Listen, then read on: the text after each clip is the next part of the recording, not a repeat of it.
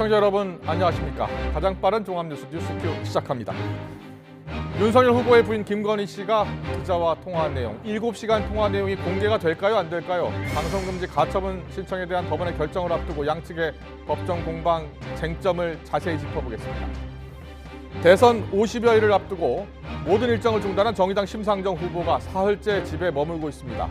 조금 전 당 지도부가 자택을 찾았는데요. 장혜영 의원으로부터 정의당 상황까지 들어보겠습니다.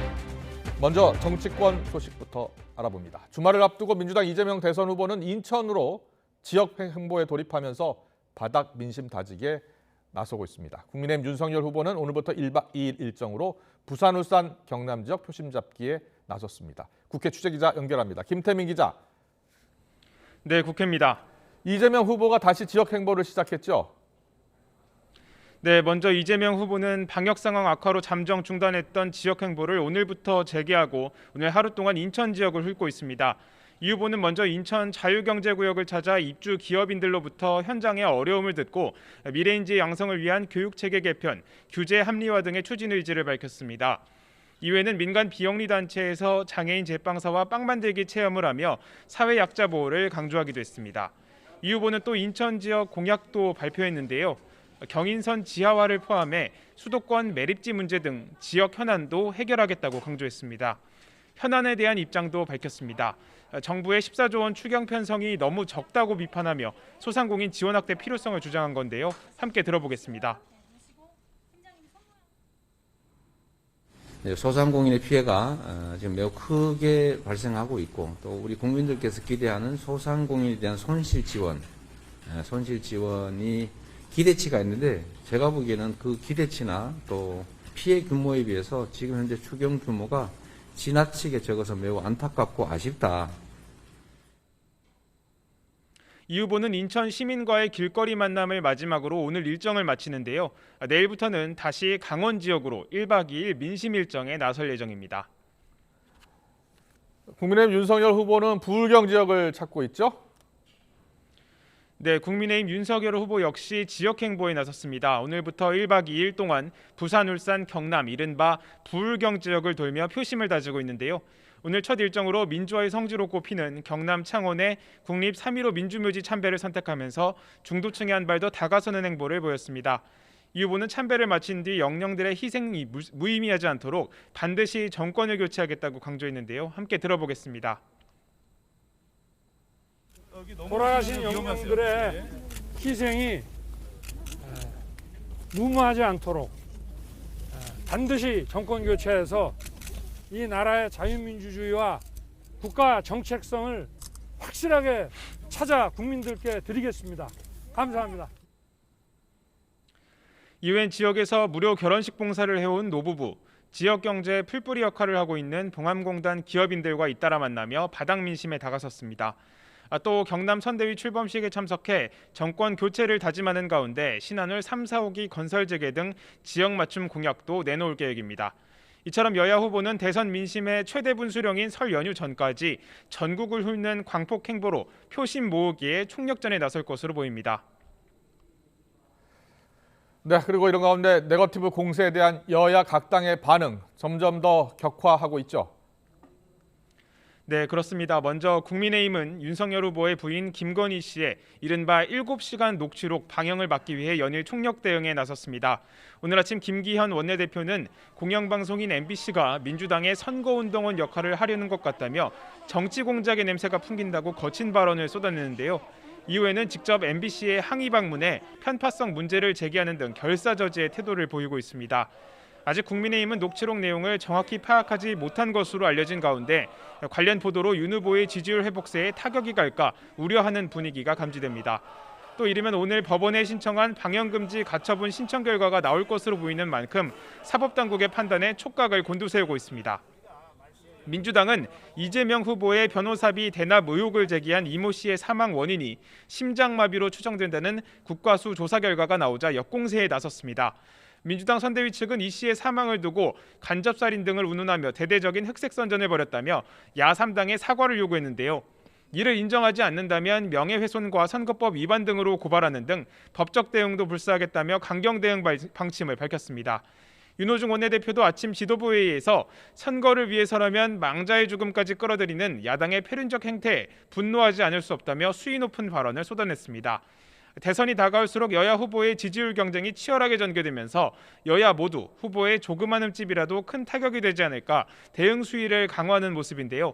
시간이 갈수록 서로를 향한 네거티브 공방은 더욱 가열될 전망입니다. 칩거 중이던 정의당 심상정 후보와 지도부가 오늘 회동을 가졌는데요. 어떤 이야기들이 나왔습니까? 네, 지지율 침체에 공식 일정을 중단하고 숙고에 들어갔던 심상정 후보. 오늘 낮 여영국 당대표와 자택에서 전격 회동을 가졌습니다. 두 사람은 현재 상황과 추후 선거운동 방향 등에 대해 1시간 반 가까이 의견을 나눴는데요. 대화를 마친 여 대표는 기자들과 만나 심 후보가 사퇴 의사는 없는 것으로 보였다며 주말 사이 숙고를 마칠 것 같다고 말했습니다. 함께 들어보겠습니다. 진보 정치의 소명을 포기하지는 않겠다라는 것으로 볼 때 후보 사퇴는 고려하지 않고 있는 것으로 좀 그렇게 좀 느낌을 많이 받았습니다. 후보 고민의 결과가 너무 또 길어지면 안 되기 때문에 아마 이번 주말은 넘기지 않을 것으로. 이에 따라 이르면 이번 주말 안에 심 후보가 어떤 쇄신 카드를 내놓을지 관심이 모이고 있습니다. 이런 가운데 정의당은 기존 당 조직을 중심으로 선거 준비를 이어갔는데요. 오늘 오전에는 민주당과 국민의힘의 양자 TV 토론 결정을 규탄하는 긴급 기자회견을 열고 총공세에 나섰습니다. 국민의당 안철수 후보 역시 이재명, 윤석열 두 후보를 향해 쌍특검 받으라고 했더니 토론 담합을 벌이느냐고 오늘도 비판의 목소리를 높였습니다. 단일화 논의와 관련해서는 안 후보와 국민의힘 모두 여전히 고려하지 않고 있다고 선을 그으며 논의를 미뤘습니다. 지금까지 국회에서 YTN 김태민입니다. 국민의힘 윤석열 대선 후보의 배우자 김건희 씨의 통화 내용을 방송에서 공개하지 못하도록 해달라는 가처분 신청에 대해서 법원이 오늘 결론을 내릴 예정입니다. 오늘 오전 열린 신문기일에서는 통화 내용 보도가 공익적인 가치가 있다는 주장과 사적 대화라는 주장이 팽팽하게 맞섰습니다. 현장에 나가 있는 취재기자 연결합니다. 박규환 기자. 네, 서울 서부지방법원에 나와 있습니다. 법원 신문은 이미 끝난 것으로 알고 있는데요. 언제쯤 결과가 나올 것 같습니까? 네, 적어도 오늘 오후 늦게나 저녁은 돼야 결과가 나올 것으로 보입니다. 재판부는 앞선 신문에서 MBC 측에 오늘 오후 4시까지 녹취 내용을 제출하라고 요청했습니다. 사적 대화가 얼마나 포함됐는지 확인하려는 것으로 보이는데요. 7시간 40분에 달하는 녹취를 하나하나 살펴봐야 하기 때문에 적지 않은 시간이 걸릴 것으로 예상됩니다. 일단 재판부가 오늘 안에 결론을 내겠다고 밝힌 만큼 양측 입장을 살펴보면서 법리를 검토하고 있을 것으로 보입니다. 앞서 오늘 신문에서는 김건희 씨의 통화 내용이 사적인 건지 또는 공적 가치가 있는지를 두고 양측이 팽팽하게 맞섰습니다. 김건희 씨 측은 애초에 통화 상대방인 서울의 소리 기자 A씨가 친분을 위해 접근해 나눈 사적 대화라며 A씨가 정치적 목적을 얻기 위해 대화를 유도했다고 주장했습니다. 반면 MBC 측은 김 씨의 통화 내용이 유력한 대선 후보의 배우자로서 가지는 견해로 상당한 영향력이 있다면서 국민의 알 권리를 위해 보도 가치가 높다고 반박했습니다. 이와 관련해 재판부가 사적인 부분은 보도하지 않아야 한다고 지적하자 MBC 측은 사적인 대화는 보도에서 제외했다고 말하기도 했습니다. 통화 녹취 확보 과정을 두고도 논쟁이 이어졌습니다. 김 씨 측은 몰래 녹취한 통화 내용을 보도하는 건 헌법상 음성권을 무시하는 불법이라고 주장했고 MBC 측은 음성권을 침해할 만큼 공익성이 있다면 적법하다는 판결을 들어 맞섰습니다. 네, 그럼 오늘 법원 판단이 나오게 되면 이후 상황은 어떻게 진행되는 겁니까? 네, 일단은 재판부 결론에 따라서 당장 오는 16일로 예정되어 있는 통화 내용 관련 보도가 가능할지가 결정되는 건데요. 어떤 쪽으로 결론이 난다고 하더라도 양쪽 다 추가 대응이 예상되고 있어서 갈등은 계속될 것으로 보입니다. 우선 오늘 방송 금지 가처분이 기각된다면 MBC는 예정대로 김건희 씨의 녹취 내용을 공개할 수 있습니다. 김 씨 측이 항고한다고 해도 기각 결정이 한동안 유지되는 데다 방송 시점이 얼마 남지 않아 항고 신문이 이루어지기도 어려울 것으로 예상됩니다. 다만 오늘 김 씨 측 대리인이 밝혔듯이 방송 내용 자체에 문제가 있다면 공직선거법 위반이나 명예훼손 등으로 사후적인 고발과 수사는 가능합니다. 반대로 방송금지 가처분 신청이 인용되면 MBC는 당장 오는 16일 김 씨 녹취 내용이 담긴 방송은 보도할 수 없습니다. 다만 MBC가 다시 결정에 대해 집행 정지를 신청하거나 항고해 다시 판단받을 수는 있습니다. 또 인용 결정이 나와도 다른 언론사가 통화 내용을 공개하는 것까지 막을 수는 없는데요. 실제로 김건희 씨와 직접 통화한 A씨 측은 MBC를 통한 방송이 어렵다면 유튜브 등을 통해 7시간 녹취 전체를 공개하겠다고 밝힌 바 있습니다. 김 씨 측은 이에 대해서도 별도 가처분 신청을 내고 반드시 책임을 묻겠다고 강조하기도 했습니다. 법원이 가처분 신청 일부만 인용할 가능성도 배제할 수 없는데요. 오늘 신문에서 재판부가 부부간 사적 대화에 대한 보도가 부적절하다고 말하고 반론권도 필요하다고 지적하기도 했습니다. 이에 따라 목소리가 아닌 내용만 공개하도록 한다든지 일부 내용에 대해서만 방송을 금지하는 등 단서를 달 가능성도 있습니다. 지금까지 서울 서부지방법원에서 YTN 박견입니다. 네, 시청자 여러분 어떻게 생각하십니까? 알 권리냐, 불법이냐? 국민의힘 윤석열 후보 부인 김건희 씨가 인터넷 매체와 통화한 녹음 파일 공개를 놓고서 지금 들으신 것처럼 법정 공방이 이어졌고 잠시 뒤 결정이 날 것 같습니다. 지금은 법원이 구체적인 방송 내용을 제출받아서 검토하고 있다고 하는데요. 자, 어떤 결론이 날지 또 쟁점은 무엇인지 김광삼 변호사 모시고 자세히 짚어보겠습니다. 어서 오십시오. 네, 안녕하세요. 네. 먼저 이번 사건을 한 번 더 좀 짧게 정리를 해주셨으면 좋겠는데 네. 국민의힘과 김건희 씨가 요구한 방송 금지 가처분 신청 대상이 이 통화 내용 7시간 35분인가요? 40분인가요? 그 전체입니까? 아니면 방송 내용입니까? 그건 좀 그 신청 내용을 좀 봐야 하는데요. 예. 일단 방송 금지 가처분이기 때문에 네.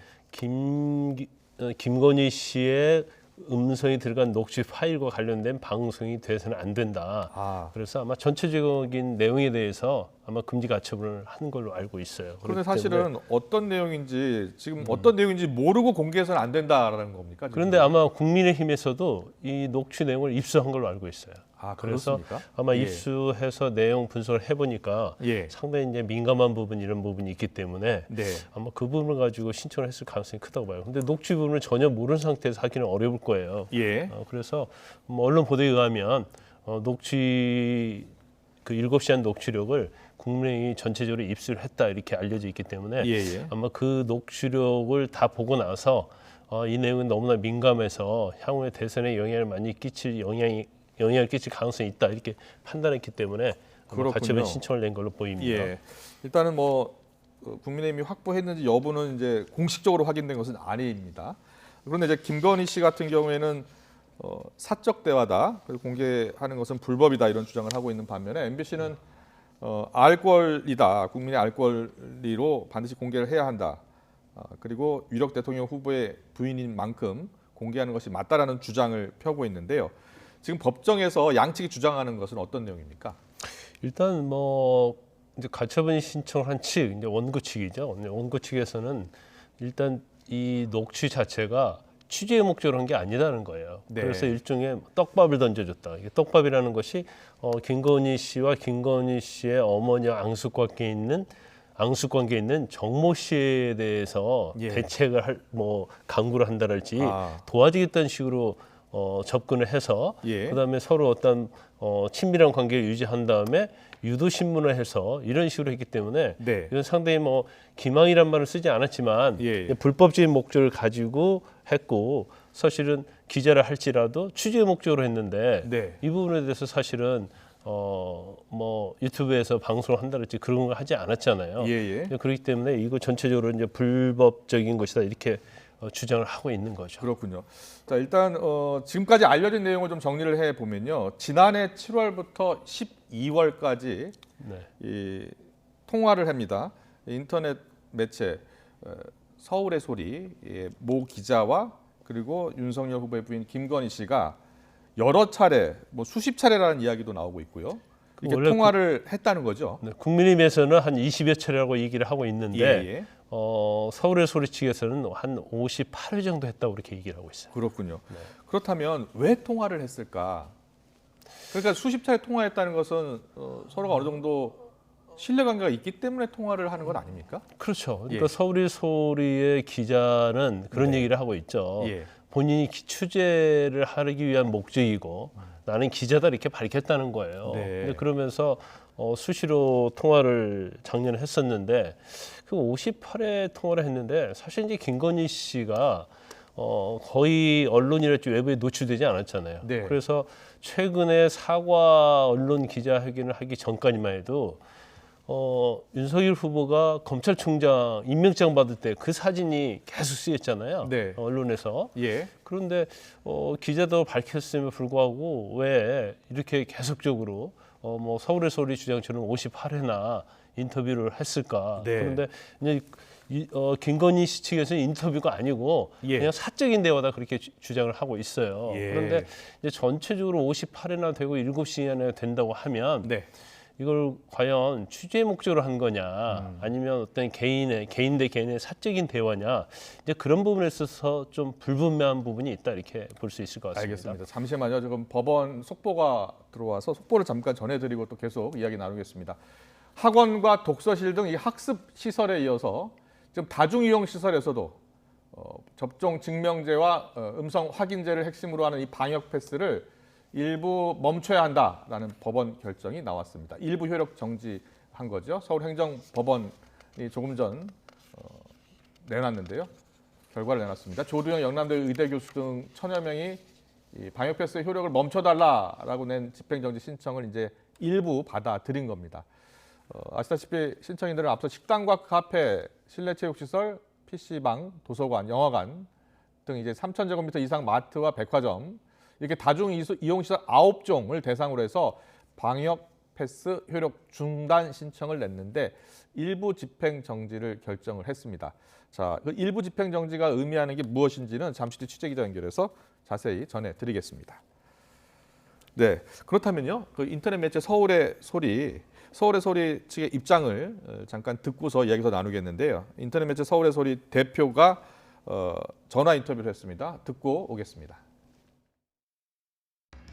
김건희 씨가 기겁으로 끊어버릴 줄 알았는데 저희는 김건희 씨한테 기자 입장 밝히고 그것도 서울의 소리 기자라는 신분을 확실히 밝히고 대화를 시작했고 김건희 씨는 서울의 소리의 정보를 알고 싶었고 이명수 기자는 김건희 씨를 취재하고 싶었고 이게 맞아떨어졌기 때문에 쉬운 3차례 그 직접 통화가 있었고 서로 정보를 주고받았다. 네. 인터넷 매체 서울의 소리 대표 백은종 씨인데 백은종 씨가 직접 통화한 것은 아니고요. 지금 직접 통화한 기자는 인터뷰를 하지 않고 있기 때문에요. 네. 예. 자, 김건희 씨 그럼에도 불구하고 지금 불법 취재다 이렇게 주장하고 있는 거죠. 네네. 예. 이제 제일 중요한 쟁점은 그거예요. 근데 일반적으로 이제 방송금지 가처분과 관련해서는 이제 첫 번째는 이제 이게 진실하느냐 그런 네. 문제거든요. 그러면 사실 이건 음성 녹취이기 때문에 진실 여부는 따지기 어려워요. 그렇지만 예. 진실 자체가 편집에 의해서 좌우될 수 있기 때문에 네네. 이 편집 자체가 일부의 편집으로 인해서 진실을 호도할 수 있느냐. 그래서 진실성이 좀 쟁점이 될 것 같고요. 예. 이제 두 번째 이제 가장 중요한 것이 이제 헌법이 보장하고 있는 인격권. 예. 이것은 사생활 보호와 관련이 돼 있겠죠. 어떤 김건희 씨의 사생활 보호와 인격권과의 그런 법익과 아니면 지금 대통령 후보자의 부인이잖아요. 예. 그러면 후보자로서 검증을 같이 받아야 하는데 예. 이것은 이제 공익적인 목적인 거죠. 네. 그래서 우리가 알 권리라고 얘기를 합니다. 그래서 이런 인격권과 알 권리의 충돌 중에서 무엇이 우선해야 하느냐. 아마 그 부분을 좀 판단하게 될 거고요. 네. 그다음에 오늘 재판 과정에서도 그 부분도 굉장히 서로의 주장이 있었는데 네. 과연 예. 이 내용에 대해서 반론권을 보장했느냐. 이 부분. 그러니까 세 가지가 가장 중요한 쟁점으로 판단을 할 거라고 봐요. 알겠습니다. 이게 알 권리를 충족하고 이게 더 중요한 것이냐 아니면 개인의 사생활 보호가 중요한 것이냐 그리고 반론권이 충분히 제공됐느냐 여부가 중요하다라는 말씀해 주셨는데요. 아직 재판 결과가 나오지 않았고요. 다만 재판부가 재판하는 과정에서 MBC 측에 지금 방송할 예정인 MBC 측에 대화 형식으로 여러 가지 물은 게 있습니다. 저희가 일부 내용을 공개해 드리면요 이렇습니다. 재판부가 재판 중에 이렇게 얘기했습니다. 사적인 부분은 안 내보내야 되지 않나라고 물었고 또 MBC는 그런 부분은 없다 이렇게 이야기를 했습니다. 재판부가 또 반론의 기회를 줘야 하는 것 아닌가 이렇게 물었을 때 오늘 나온 반론까지 반영하겠다라고 이야기했고요. 또 도이치모터스 수사 관련 내용이 있냐라고 물었을 때 해당 내용 정리해서 제출을 해라. 그리고 또 사생활 부분 얼마나 되는지 판단을 하겠다. 뭐 이렇게 이야기를 했습니다. MBC 측은 어떻게든지 방송이 돼야 한다는 입장이기 때문에 관련 본인들의 방송 내용 가운데 일부를 지금 재판부에 제공할 예정인 것으로 전해졌습니다. 그러니까 지금 이렇게 법정에서도 말씀하신 것처럼 이 사생활 침해 여부 또 국민의 알 권리 여부 그리고 또 이 반론권 이런 문제를 지적했네요. 일단 오늘 재판 내용을 전체적으로 보면요. 예. 우리가 보통 가처분에 대해서는 인용을 할 것이냐. 인용하면 방송을 못 나가게 하는 거죠. 그렇죠. 기각을 할 것이냐. 그럼 방송이 나가는 거예요. 그렇지 않고 일부 인용, 일부 기각이 될 수 있어요. 아, 그럴 수도 있겠군요. 그렇죠. 일부는 받아들이고 일부는 받아들이지 않는 거. 그러면 방송이 일단 되는 겁니까? 그렇죠. 방송이 일단 되는데 지금 재판장이 재판부하고 그다음에 MBC랄지 아니면 국민의힘 김건희 씨와 나눈 대화 내용을 보면 법정에서 제가 볼 때 일단 사적인 부분에 얘기했잖아요. 네. 안 내보내야지 하지 않나. 이 말은 만약 사적인 부분이 있다고 한다면 그 부분은 내보내서 안 된다는 재판부의 생각이에요. 그렇군요. 그다음에 반론 기회 줘야 하는데 그러면 사실은 MBC에서는 반론 기회를 줬다고 얘기를 하는데 전화를 받지 않아서 문자로 보냈다 이렇게 얘기를 하고 있어요. 예. 그래서 반론 기회를 줬다고 하는데 사실 방송이 방영되는 부분에 대한 구체적인 부분에 대해서는 반론 기회를 가질 수가 없었겠죠. 시간상이나 여러 가지 물리적으로. 예. 그렇다고 한다면 제가 뭐 개인적으로 예측을 해본다고 하면 지금 사실은 오늘 방송 내용에 대해 대화 내용 그런 부분에 대해서 그 재판부에 제출해달라고 했거든요. 네. 그렇기 때문에 재판부에서 이 내용을 볼 것 같아요. 그렇군요. 그래서 예. 사적인 내용에 대해서는 이 부분에 대해서는 내보내지 않으면 좋겠다. 그다음에 반론권이 보장되지 않는 부분에 대해서는 지금이라도 김건희 씨 측으로부터 반론을 들어서 이걸 방송에 반영을 해라. 네. 이런 결과가 나올 가능성이 크다 이렇게 봅니다. 알겠습니다. 일단 사적인 부분과 공적인 부분을 그러면 어떻게 구분을 해야 되는 겁니까? 그래서 이 부분이요. 예. 사실은 항상 충돌을 하는 거예요. 네. 그러니까 어디까지가 사적인 부분이고 어디까지가 공적인 부분인지. 그렇죠. 이 공적인 부분은 제일 중요한 것은 이제 국민의 알 권리거든요. 네. 그런데 과연 기자하고 그다음에 김건희 씨의 통화 내용을 전체를 보면 예. 주로 뭐 사적인 내용과 관련돼서 얘기를 했다던가 그러면 사실은 이 부분은 국민의 알 권리에 포함이 되지 않는 거라고 볼 수 있죠. 그렇지만 이제 MBC나 지금 언론 보도에 가면 거기에 있어서는 뭐 문재인 정부에 대한 비판이랄지 네. 그다음에 조국 전 장관에 대한 의견이랄지 네. 이런 여러 가지가 많이 망라되어 있기 때문에 충분히 이런 내용들은 공적인 부분이다. 그리고 이런 공적인 부분에 대해서 김건희 씨가 어떤 생각을 가지고 있는 것 자체는 네. 사실은 후보 검증의 일환이고 국민이 알 권리다. 이렇게 이제 MBC 측에서는 뭐 그런 취지의 주장을 하고 있는 것 같아요. 그래서 그렇다면은 문재인 정부를 비판하는 내용이라든지 조국 전 장관에 대한 이야기 이런 것도 다 공적인 부분에 속한다는 게 MBC의 주장이란 말이죠. 그렇죠, 그렇죠. 예. 그래서 뭐 당연히 그런 자기의 어떤 의견을 피력할 수는 있겠죠. 그런데 지금 나오고 있는 얘기가 계속적으로 뭐 김건희 씨의 사적인 부분 이제 그런 부분들이 많이 얘기가 되고 있고 예. 아마 김건희 씨 측에서는 그런 걸 걱정하고 있는 것 같아요. 그러니까 너무 사적인 부분이 대두가 되면서 그중에서 아주 민감한 부분 네. 이런 부분이 방송이 나가게 되면 사실은 굉장히 왜곡된 진실이 전달될 수 있고 네. 경우에 따라서는 윤석열 후보의 대선의 지지도에 엄청 영향력이 있다고 생각하기 때문에 이제 가처분 신청을 낸 거죠. 도이치모터스 수사는 지금도 수사가 진행 중이기 때문에 이 네. 부분은 공적인 부분이라고 보고 있는 겁니까? 아니 도이치모터스는 원칙은 이제 공적인 부분을 할 수 있지만 예, 지금 예. 수사가 진행이 되고 있잖아요. 그래서 또 수사가 아까 진행 중이니까요. 그 내용을 보니까 MBC 측에서는 도이치모터스 관련된 부분은 없다 이렇게 아마 이 대답을 한 걸로 보입니다. 그렇군요. 자, 그런데 이제 사실은 이번 사건뿐만 아니라 그동안 정치인 유명인을 둘러싸고 방송 금지 가처분 사건이 여러 건 있었는데요. 잠시만요. 그 과거 사건 한번 잠깐 짚어주시고요. 지금 또 국민의힘 윤석열 대선 후보 앞서 지금 PK 지역을 방문하고 있다고 전해드렸는데요. 방문 뒤 경남 선대위 필승 결의대회를 방문하고 찾은 뒤에 지금 기자들의 일문일답을 받고 있습니다. 현장으로 가보겠습니다.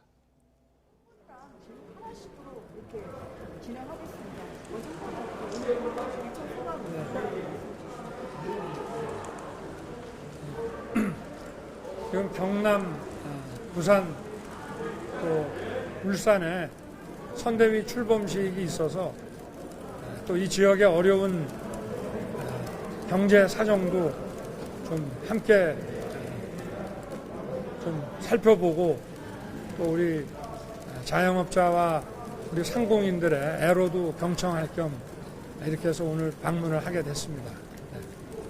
오늘 몇 가지 행사와 또한 지방 공약을 좀 말씀하셨는데요. 관련해서 질문하실 분이 있으실까요? 오늘 3.15 민주유지 참배를 하셨는데요. 이승만 전 대통령에 대해서 여권에서는 국부나 건국 대통령을 인정할 수 없다면 논란이 있었는데 이에 대해서 좀 어떻게 생각하실지요? 전직 대통령에 대한 문제가 아니고 부정선거에 대해서 민주주의를 지키기 위해 분연히 일어난 그 시민의 정신을 우리가 기억하고 잊지 말자라는 뜻으로만 저는 생각하고 있습니다. 네,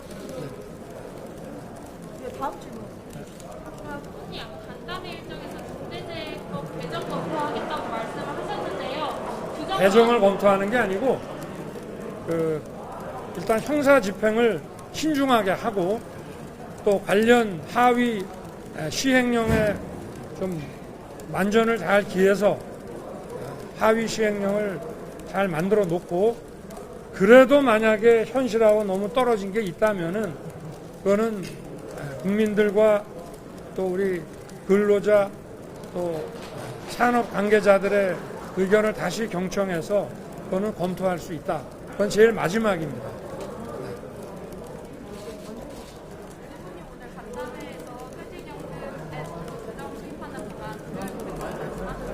잘 안 들리네 저쪽에서 좀 크게 말씀.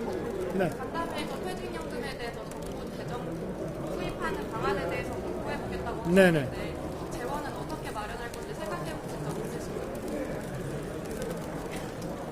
그러니까 검토를 해보겠다고 하는 것이고 이 중소기업에 계신 분들한테 요청이 많이 들어오고 있는 내용입니다.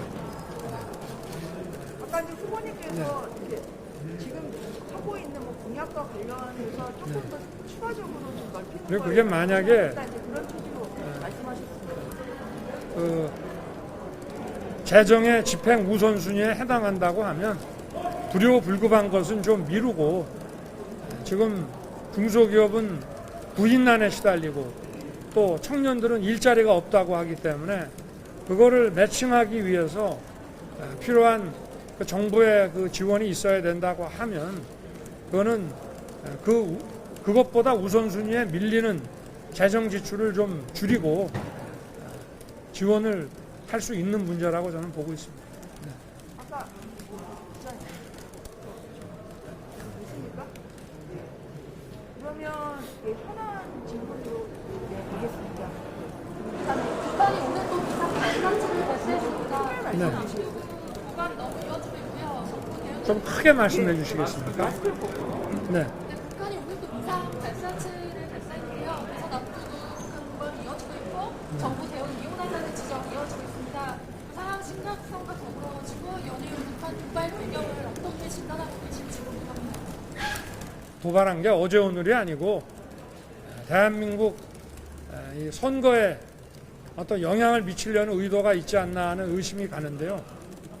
제가 며칠 전에 신년 기자회견에서 마하 속도의 극초음속 미사일이 발사되는 경우에는 요격이 불가능하기 때문에 킬체인에 의한 선제 타격을 우리가 강구해야 된다고 이제 말씀을 드렸는데 거기에 대해서 뭐 전쟁광이라는 등 이런 터무니없는 얘기들이 많았습니다. 그런데 그 다음에 발사한 미사일은 소위 텔이라고 그래가지고 이동형 발사체에 의해서 발사된 미사일인데요. 이 이동형 발사체는 발사 장소가 특정되는 것이 아니기 때문에 킬체인조차도 쉽지 않습니다. 굉장히 우리나라의 안보가 위협을 받고 있는 상황인데 여기서 종전선언 운운하면서 미온적으로 대처하는 것에 대해서는 정말 도저히 납득할 수 없습니다. 다음 질문 받겠습니다. 의원님 김건희 씨 관련해서요. 7시간 통화 보도 관련해서 논란이 좀 이어지고 있는데요. 이에 대해서는 좀 어떤 바람이? 지금 제가 언급할 얘기는 없는 거로 생각이 됩니다. 네. 오늘 청와대에서 방역 패스 폐기할 거면 뭐 대안을 내라 이런 식으로 이번에 분양해서 요청을 하게 됐더라고요. 그거에 대해서 어떻게 생각하시는지. 청와대가 대안을 내야 되는 게 정부 아니겠습니까? 저희가 정 대안이 없으면 제가 가르쳐 드리겠습니다. 네. 네. 네.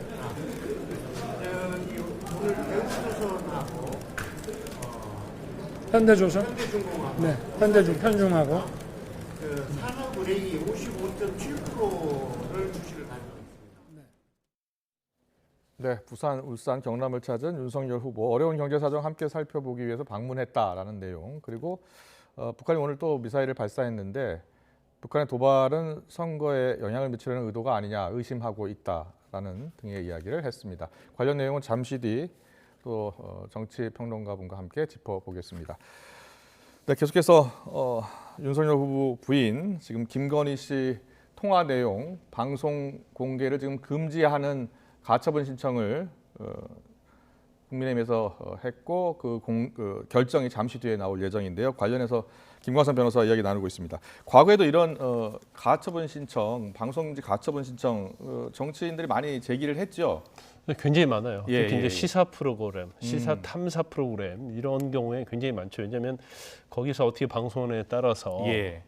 본인의 어떠한 이미지랄지 이런 게 굉장히 타격이 있을 수 있거든요. 그래서 예. 이전에 뭐 기각 사례가 뭐 아주 많이 있어요. 그런데 네. 저희가 그 CG에 보는 것처럼 그럼 방송이 기각됐다는 것은 결국은 방송이 됐다는 거네요. 그렇죠. 예. 기각됐다는 방송이 됐다는 얘기고요. 이재명 후보가 그 예능 프로그램에 나갔거든요. 네. 그런데 아마 본인의 치적 중에 하나가 이제 계곡 정비 사업이었어요. 네. 그런데 마치 이 계곡 정비 사업이 경기도에서 주도를 하고 시작한 것처럼 방송을 예. 해서 실질적으로 남양주시에서 시작을 했고 예. 그렇기 때문에 남양주시가 주도적으로 했다 이런 주장을 하면서 잘못하면 오해를 불러일으킬 수 있다고 예. 해서 가처분 신청을 했는데 네. 결국 뭐 재판부는 이건 예능이고 어떤 인간미랄지 이런 거에 집중된 프로그램이기 때문에 뭐 방송을 금지할 필요가 없다 이런 취지의 결정을 했고요. 알겠습니다. 그다음에 두 번째로 나온 그 이낙연 예, 후보와 열린공감 TV 저것은 제가 볼 때는 아마 기각하지 않고 서로 예. 조정으로 끝난 걸로 알고 있어요. 그렇군요. 그래서 예. 뭐 조국 전 장관에 대한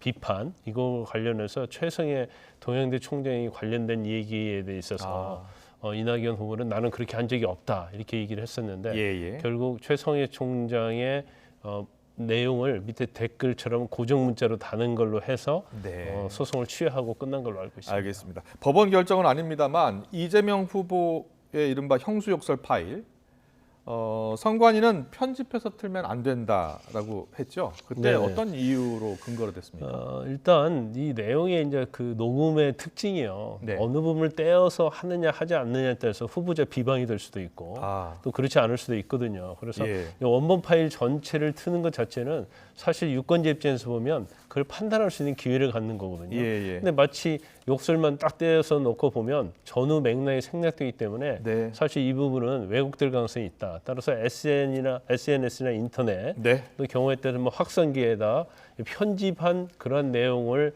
방송하는 것은 이제 후보자 비방죄에 해당될 가능성이 크다 이렇게 보고 원본을 전체적으로 하는 것은 불법이 아니다 이런 취지로 선관위에서 유권 해석을 했죠. 네, 알겠습니다. 자, 가처분 신청 최종 결과 잠시 뒤에 나오는 대로 속보로 전해드리겠습니다. 지금까지 그 쟁점을 짚어봤습니다. 김광삼 변호사였습니다. 고맙습니다.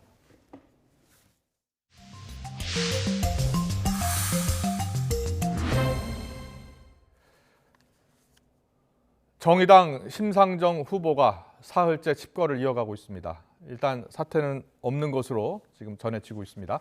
그리고 이 대선 후보가 지금 큰 고심에 빠지면서 정의당의 고심도 함께 깊어지고 있습니다.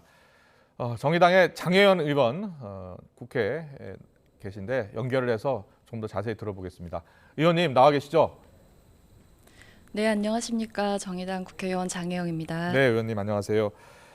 심상정 후보께서 지금 자택에서 고심을 하고 계시고 조금 전 여행국 대표가 직접 찾아뵀습니다. 저희가 생방송으로 또 전해드렸고요. 자, 심 후보와 구체적으로 어떤 이야기를 나누신 겁니까?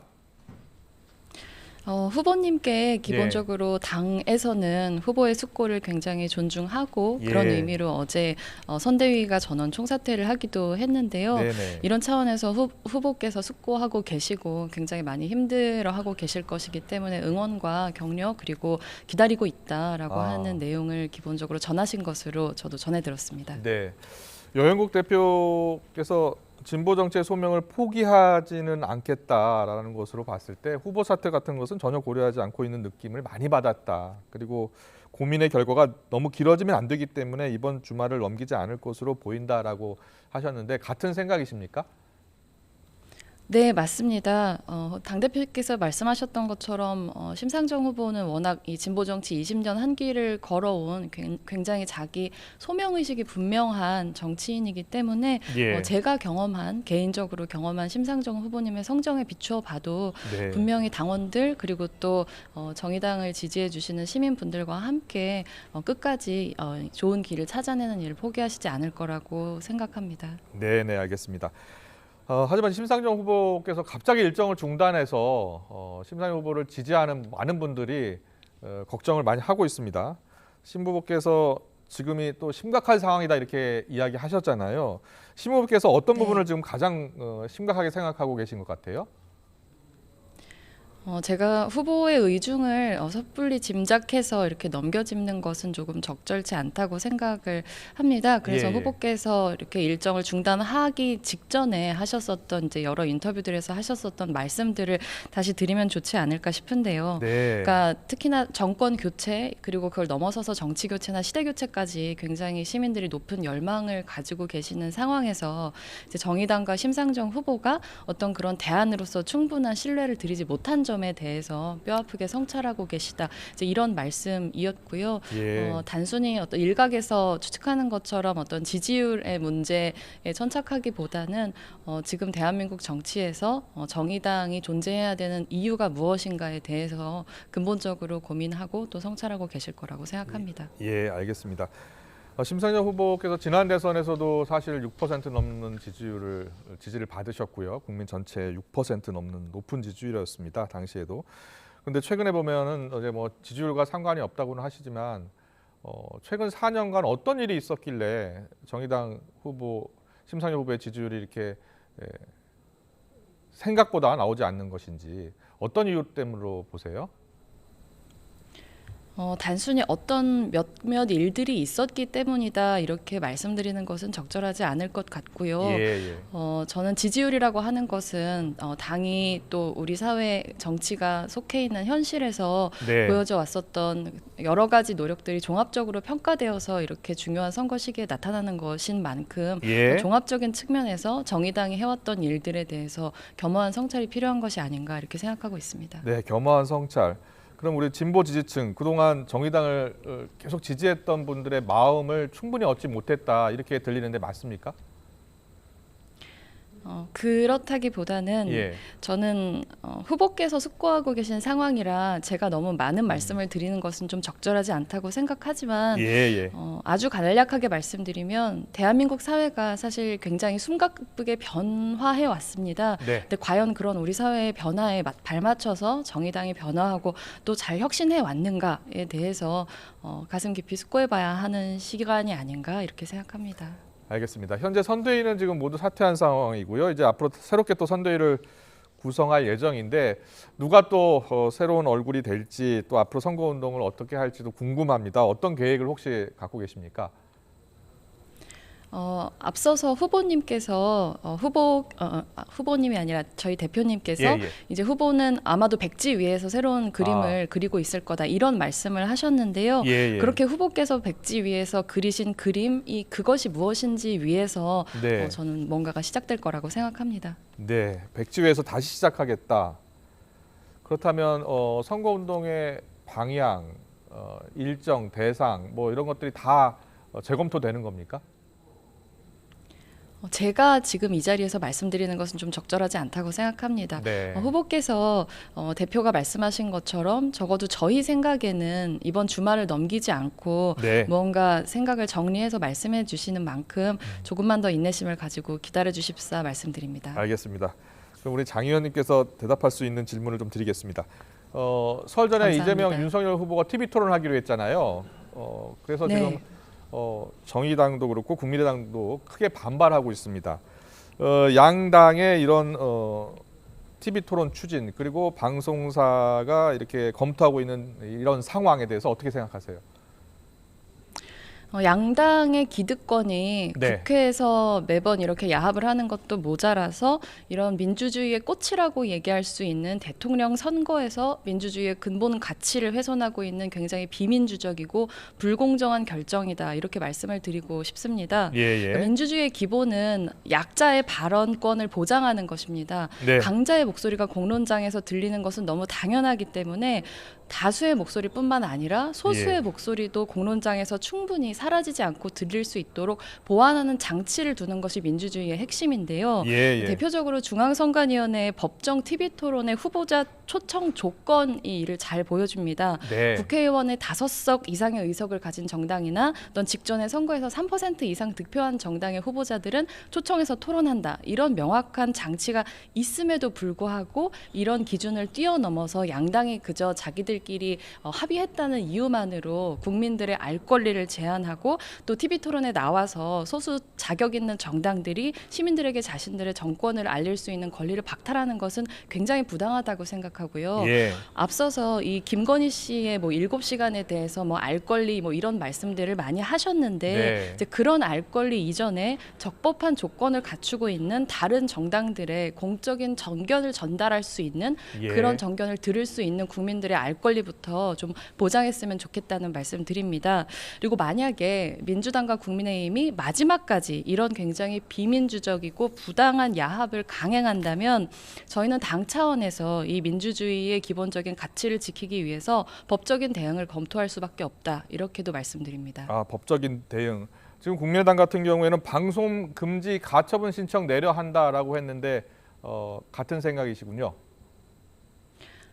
저희가 법적인 대응을 검토하지 않도록 양당에서 최소한 중선관위에서 제시한 TV토론 기준에 맞추어서 다시 의견을 선회하길 바랄 뿐입니다. 네, 혹시 방송사에 직접 정의당의 요구를 전달하신 적은 있습니까? 방송사에는 굉장히 여러 번 저희가 이번 대선이 본격적으로 시작된 이후에 경영진 분들을 만나서 반드시 이런 기본적인 중선관위의 자격을 충족한 후보들은 초청해서 토론을 열어주십사 여러 차례 당부드렸습니다. 네, 알겠습니다.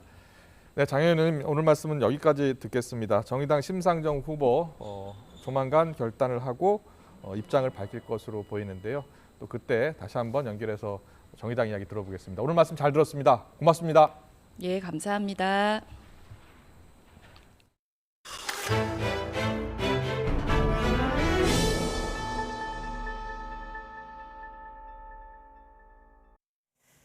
네, 광주 신축 아파트 붕괴 사고 현장에서는 나흘째 수색과 구조 작업이 이루어지고 있습니다. 소방당국은 어제 발견된 작업자를 구조하는 것을 최우선으로 하고 있습니다. 또 외벽에 붙어 기울어진 크레인을 해체하기 위한 사전 준비 작업도 시작됐습니다. 현장에 나가 있는 취재기자 연결합니다. 나현우 기자. 네, 광주 아파트 외벽 붕괴 사고 현장에 나와 있습니다. 네, 오늘 수색 구조 작업 어떻게 이루어지고 있습니까? 네, 이곳은 나흘째 이 작업자들 찾는 수색 작업이 이루어지고 있는 모습입니다. 그러나 아직 어제 발견된 작업자 1명을 포함해서 이 모두 6명이 현재까지 구조되지 못하고 있는 상황입니다. 소방당국은 어제 발견된 이 작업자 구조를 최우선 순위에 놓고 작업을 진행하고 있습니다. 사고 현장 옆 아파트에서 이 구조 현장의 모습이 보이는데요. 작업자가 발견된 현장은 철근과 잔해물로 엉긴 채 덮인 모습입니다. 수색대원들은 손으로 철근을 하나하나 걷어내면서 작업하고 있습니다. 광주소방안전본부는 아침 7시부터 특수구조단 70여 명과 장비 40여 대, 구조견 8마리를 투입했습니다. 특히 구조견이 특이 반응을 보인 건물 고층 부분에 대한 집중 수색도 이루어지고 있습니다. 소방당국은 구조대원의 안전을 위해 붕괴 징후가 감지되면 긴급 대피할 수 있도록 감시조와 붕괴 경보기를 현장에 배치했습니다. 또 붕괴 경보 후 곧바로 대피할 수 있는 공간도 마련했습니다. 추가 붕괴 우려가 큰 타워 크레인을 해체하기 위한 준비 작업도 진행되고 있습니다.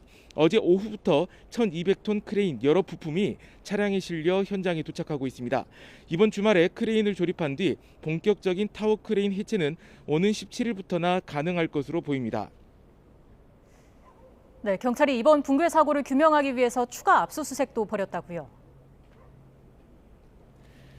예, 그렇습니다. 이 경찰이 오늘 오후 2시 30분부터 압수수색을 벌였는데요. 이 압수수색 대상은 이 현대산업개발 현장사무소와 이 감리사무소 등 모두 3곳입니다. 경찰은 공사 작업이나 안전과 관련된 이 필요한 수사 자료를 확보하고 있다고 밝혔습니다. 압수수색이 이루어진 곳은 사고가 난 현장과 인접해 있는데요. 현재 제한적으로나마 안전이 확보돼 현장 진입이 가능하다고 판단했다고 밝혔습니다. 앞서 지난 12일 경찰은 현대산업개발 하청업체 3곳을 압수수색해 공사 관련 자료를 확보했습니다. 경찰은 현대산업개발 현장 소장을 건축법 위반 혐의로 입건한 상태입니다. 예, 지금까지 광주 아파트 외벽 붕괴 사고 현장에서 YTN 나연호입니다. 학원, 독서실 등 학습시설에 이어 일부 다른 다중이용시설에서도 접종 증명제와 음성 확인제를 핵심으로 하는 방역 패스를 일부 멈추라는 법원 결정이 나왔습니다. 서울행정법원은 오늘 조두형 영남대 의대 교수 등 1000여 명이 방역 패스의 효력을 멈춰달라며 낸 집행정지 신청을 일부 받아들였습니다. 이에 따라 서울특별시장이 지난 3일 공고한 방역 패스 적용 17종 시설 가운데 상점과 마트, 백화점은 1심 본안 판결 선고일에서 30일이 되는 날까지 효력이 정지됐습니다. 또 12살 이상 18살 이하인 자에 대한 방역 패스 확대 조치 부분도 본안 판결 선고일에서 30일까지 효력이 멈췄습니다. 다만 재판부는 원고 측이 신청한 다른 신청은 모두 각하하거나 기각해 식당과 카페 등 다른 시설의 경우 현재 적용되고 있는 방역 패스의 효력이 그대로 유지됩니다.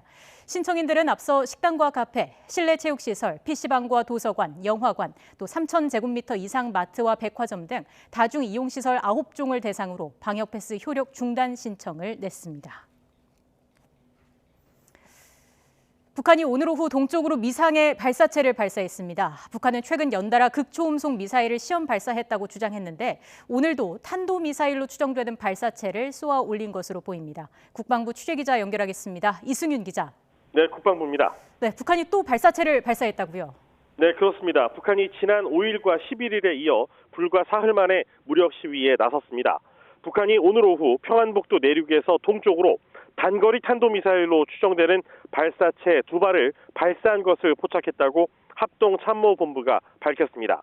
일본 방위성과 해상보안청도 북한에서 탄도미사일 추정 발사체가 발사됐다면서 동해와 동중국해, 북태평양 일대 선박들의 경계령을 발령했습니다. 앞서 북한은 지난 5일 자강도 일대에서 동해상으로 극초음속 미사일이라고 주장한 탄도미사일 1발을 발사했습니다. 이어 11일 또다시 극초음속 미사일이라고 주장한 탄도미사일을 1발 더 발사했습니다. 둘 다 자강도에서 발사됐는데 오늘 미사일이 발사된 이 평안북도 내륙이 자강도를 의미하는지는 아직 파악되지 않았습니다. 이로써 새해 들어 3번째 무력 시위에 나선 셈인데 북한은 오늘 새벽 최근 미사일 발사에 대한 미국의 신규 대북 제재에 반발하며 더욱 강력하고도 분명하게 반응하지 않을 수 없다는 입장을 낸 바 있습니다.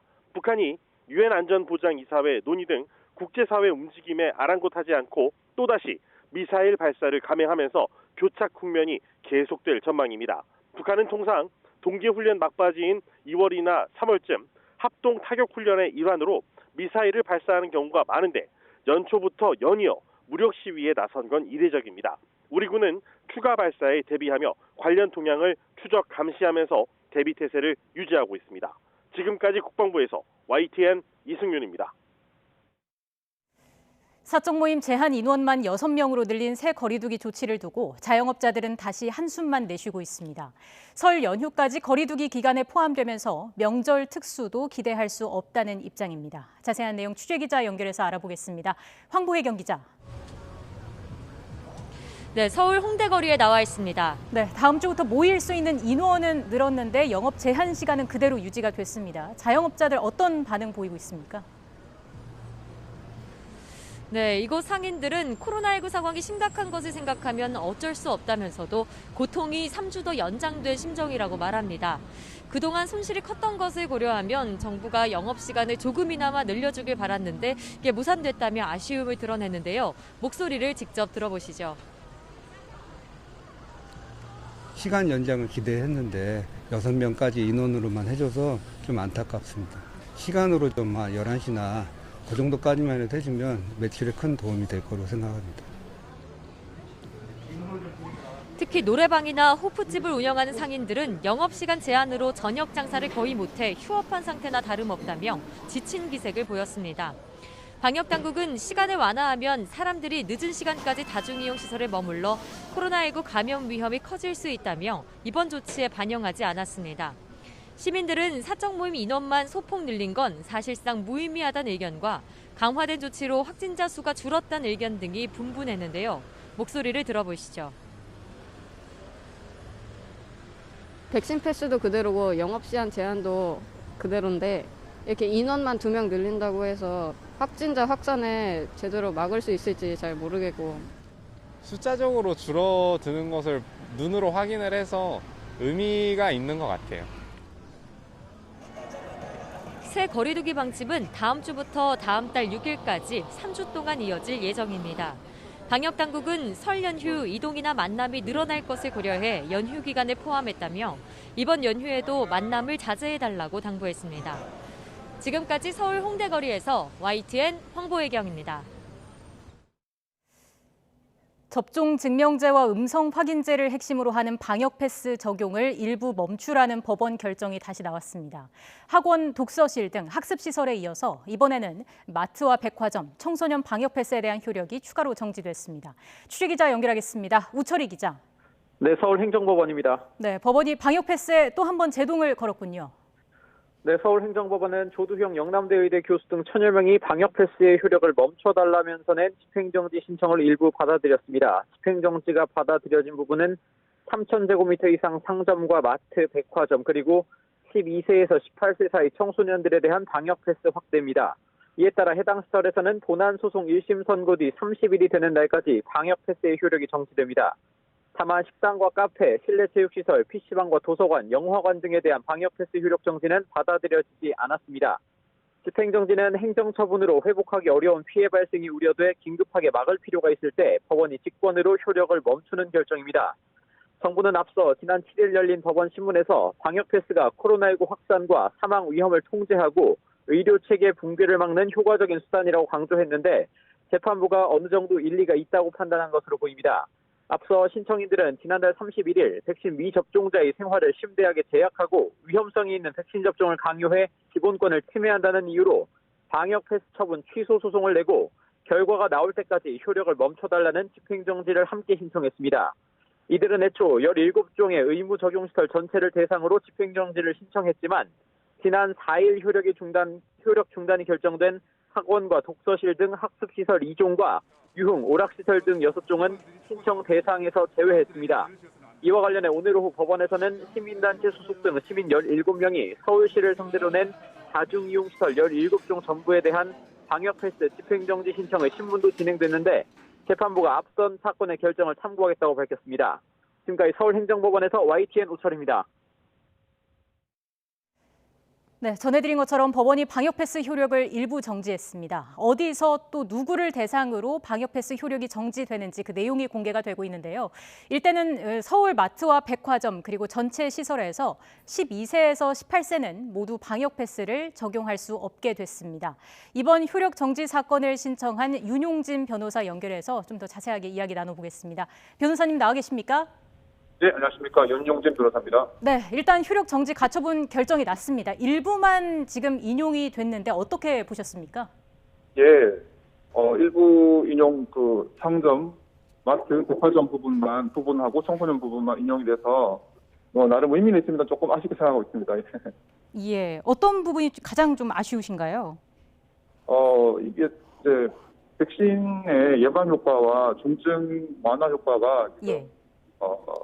불분명하다. 더군다나 WHO라든지 이런 부분에서도 지금 부스터샷은 의미가 없다라고 하고 있는 와중이기 때문에 저희는 이제 전면적인 그런 중지를 기대했는데 예. 뭐 아쉽지만 상점, 백화점, 마트 이 정도로 지금 결정이 나온 것 같습니다. 재판부가 어떤 점에서 이런 결정을 했던 걸까요? 네, 지금 판결문을 좀 제가 분석 중인데 예. 저희가 뭐 주장했던 부분이 있습니다. 지금 백신의 예방 효과 그리고 중증 완화 효과가 불분명하다. 그리고 지금 오미크론은 지금 감기화되고 있고 또 치료제가 나오고 있기 때문에 이 백신을 그렇게 지나치게 강요할 상황은 아니다. 그런 부분을 어느 정도 수용하신 걸로 저희는 보고 있습니다. 예. 지금 보니까 청소년 12세에서 18세 같은 경우에는 모든 시설에서 방역 패스 효력이 정지가 됐잖아요. 앞서 예, 그 청소년 스터디 학원 등에서 방역 패스 효력 정지 가처분이 났었는데 이게 모든 지역으로 늘어났습니다. 어떤 의미가 있다고 보십니까? 이게 전에 학부모 단체에서 낸 부분은 이제 그 독서실 학원 그 부분이고 저희는 이제 그 부분을 제외하고 나머지 부분에 대해서 이제 했는데 이번에 이제 엄밀하게 말씀드리면 서울시장의 고시에 한해서 그 부분이 인용된 겁니다. 그러니까 서울시에 한해서 상점, 마트, 백화점이 중지된 거죠. 네. 왜냐하면은 그게 질병청과 보건복지부의 지침 이런 부분들을 저희는 실질적인 처분이다라고 주장을 했는데 법원에서는 이제 형식적으로 가서 그 부분은 처분으로 볼 수는 없겠다라고 해서 그 부분을 각하시켰기 때문에 일단은 지금은 판결문에 따르면 서울시 안에서 그렇게 효력이 발생하는 것으로 되어 있습니다. 그렇군요. 변호사님, 이번에 마트와 백화점 외에 어떤 업종 시설들이 효력 정지 가처분에 동참을 했나요? 일부 그 유흥시설이라든지 뭐 그런 부분들을 제외하고는 저희가 거의 대부분을 넣었습니다. 넣어가지고 상당 부분 인용되기를 기대했는데 조금 재판부에서 조금 소극적으로 신중하게 판단하신 것 같습니다. 향후 또 뭐 다른 소송이라든지 저희가 또 다른 또 이의 절차를 통해서 범위를 확대할 수 있도록 그렇게 해보도록 하겠습니다. 네. 그 가처분이 기각된 업종들이 있지 않습니까? 그런 부분들에 대해서는 앞으로 어떤 추가 조치를 하실 계획이신지 마지막으로 말씀 부탁드리겠습니다.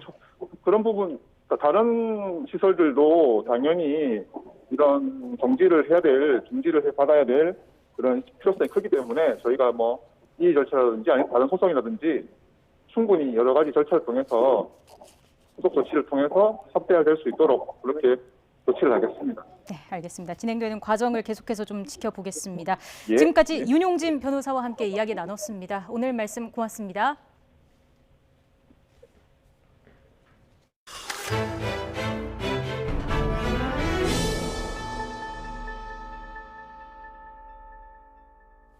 대선이 어느덧 54일 앞으로 다가왔습니다. 이재명 후보와 윤석열 후보 설 이전의 토론회라는 이 결전을 앞두게 됐는데요. 물론 최종 확정된 것은 아닙니다. 아직. 오늘 나란히 지역 행보를 시작했습니다. 정치권 이슈 짚어봅니다. 최진 대통령 리더십 연구원장 나와 계십니다. 어서 오십시오. 예, 안녕하십니까. 안녕하세요. 오늘 두 후보가 각각 이제 지역 일정을 나갔습니다. 주말이기도 하고요. 예. 네. 이재명 후보는 메타버스 다시 탔고요. 인천 지역으로 갔거든요. 그러니까 지역 행보를 본격적으로 하고 있는데 이 지역 행보는 어떤 의미가 있을까요? 일단 인천하면 이재명 후보에게는 상당히 기분 좋은 도시입니다.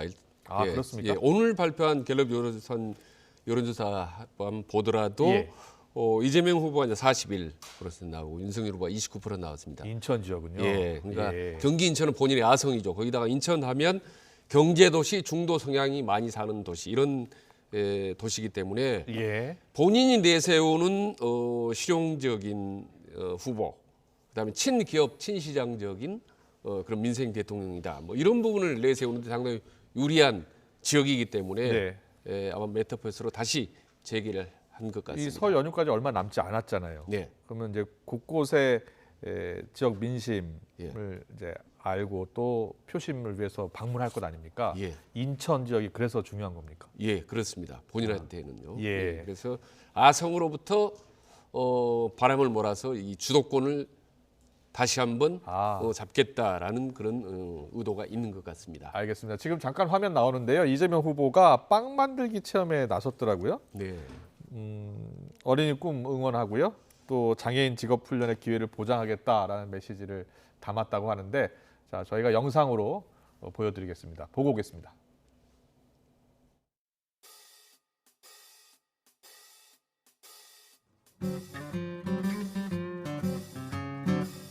경력이 오래된 직원이에요. 이진희 직원입니다. 잘 부탁합니다. 신임 사원이라고 함부로 하지 말아주세요. 네, 알겠습니다. 잘 봐주세요. 감사합니다. 근데 이분들은 장갑 주고요. 저는 장갑 안 주세요. 네, 죄송합니다.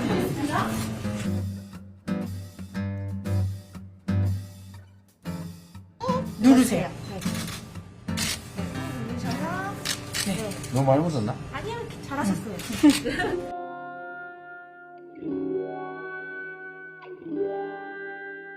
너무 이렇게 하면 이쪽 부딪히겠네요.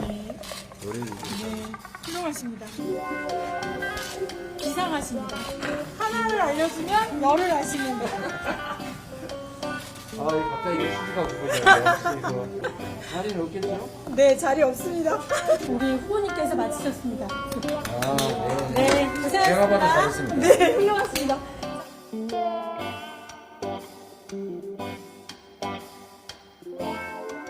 중요한 것은 과연 누가 실제로 실천할 의지와 실력을 갖고 있느냐라는 것입니다. 실력과 성과를 실적으로 입증한 제가 반드시 실천하겠습니다.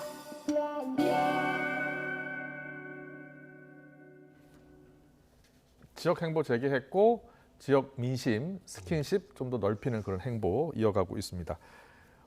오늘 영상으로 잠깐 보셨잖아요. 예. 어떤 점이 딱 부각이 되고 있는 것 같습니까? 그래서 재판소 중에 장애인 재판사들도 있는 것 같습니다. 예. 그래서 상당히 좀 보기가 좋은데 역시 이재명 후보는 좀 예능 감각 또 엔터테인먼트 기질이 좀 다분한 것 같아요. 보면은 예, 사람들 어울리고 이렇게 웃고 하는 대중 친화력이 있어서 상당히 좀 강점을 보이는 것 같은데 과거 대통령들도 그랬습니다. 이제 대표적으로 노무현 대통령 같은 경우는 상당히 이제 지역으로 돌면은 진보 팬덤들이 몰려들었고 박근혜 대통령들 같은 경우는 이제 보수 팬덤이 또 몰고 다니면서 많이 득표에 큰 도움을 얻었는데 이재명 후보 같은 경우는 밑으로 분화로라도 대중 속으로 다니면서 사람들하고 어울리는 거 이게 상당히 좀 장점이 있는 것 같아요. 근데 최근 들은 이제 윤석열 후보도 그런 부분은 이제 많이 좀 장점을 발휘하긴 하더라고요. 그렇습니까? 그래서 아마 대중들하고 더 친해지기 경쟁이 점점 더 좀 치열해질 것 같다는 생각이 듭니다. 알겠습니다. 그럼 계속해서 윤석열 후보 볼까요? 윤석열 후보는 지금 경남 창원 그 부울경을 방문하고 있는데요. 첫 일정이 3.15 국립 3.15 민주묘지 방문이에요. 오늘 민주묘지에 가서 자유민주주의 수호를 특별히 강조했는데요. 어떤 이야기를 했는지 화면 보고 오겠습니다.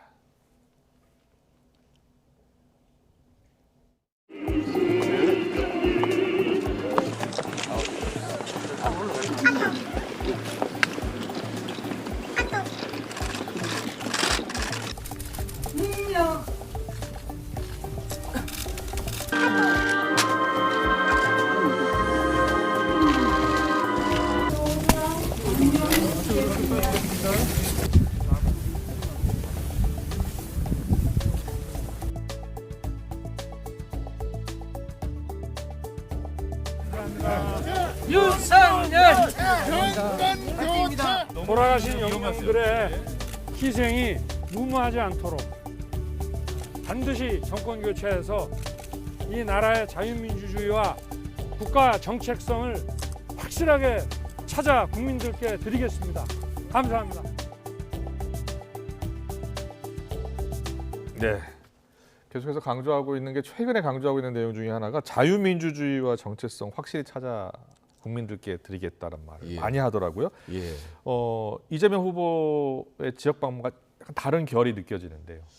그렇습니다. 지금 윤석열 후보를 적극적으로 지지하고 있는 층이 60대 그리고 70대에서는 훨씬 우세하고 그리고 TK 지역입니다. 그러니까 어떻게 보면 보수 지역이 탄탄하게 또 떠받치고는 있지만 신보 지형 같은 경우는 상당히 약하기 때문에 중도 확장에 좀 애를 먹고 있습니다. 그래서 지금 부산에 가서 상당히 이 민주주의 지역을 강조하면서 상당히 이른바 왼쪽 행보, 진보 행보를 통해서 중도층을 확산하려고 하는 그런 뜻이 있는 것 같고요.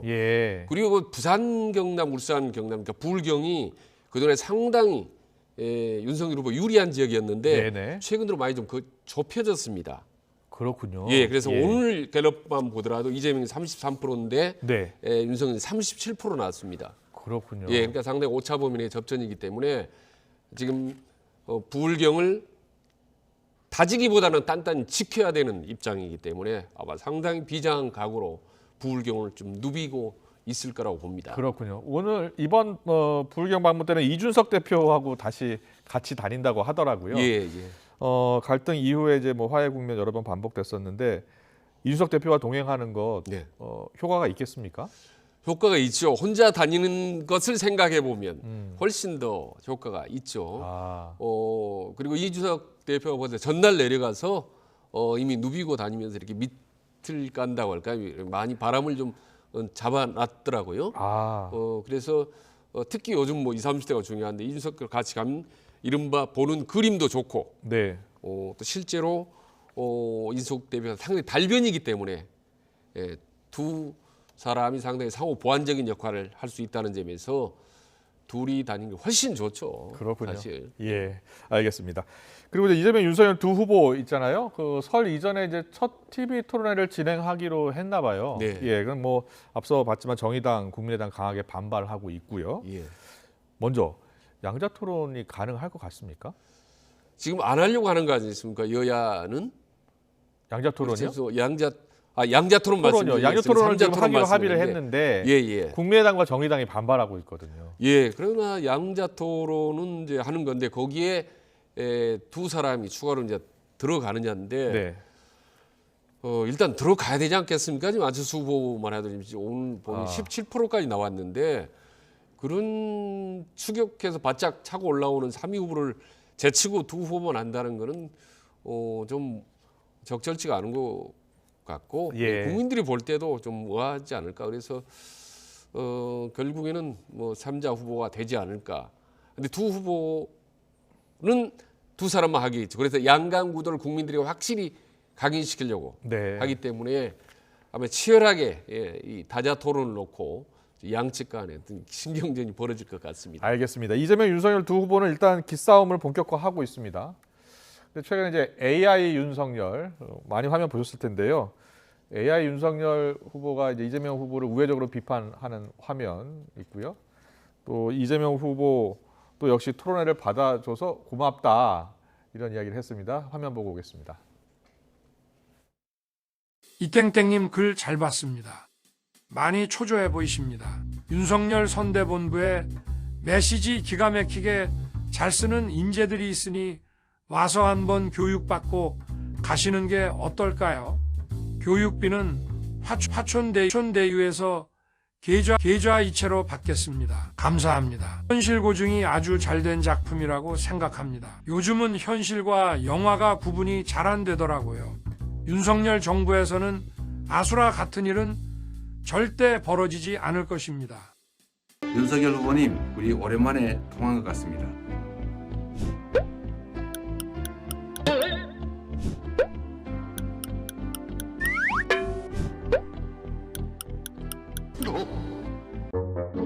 한번 만나시죠. 제가 보니까 이날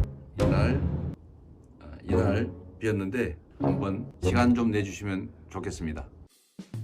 윤 후보님 토론에 응해 주셔서 감사합니다. 우리 이제 국가 비전과 국민의 삶에 대해서 얘기합시다. 윤 후보님 TV 토론에서 뵙겠습니다.